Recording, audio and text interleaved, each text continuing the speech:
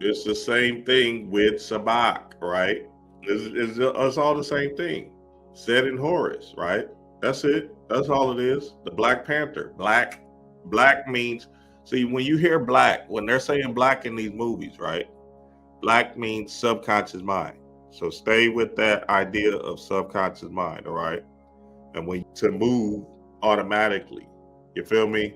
Doing something to change your reality so you can have this automatic behavior of you, right?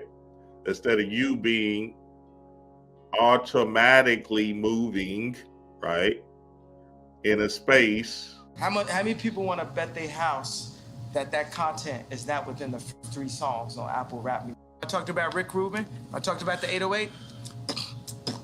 The chakras is real. Now, I'm gonna say some anti-Semitic shit. I'ma fuck your bitch. I'ma kill this nigga. I'ma fuck your bitch.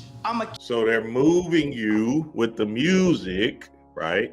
You're moving you because the emotions, the feeling is the key, right?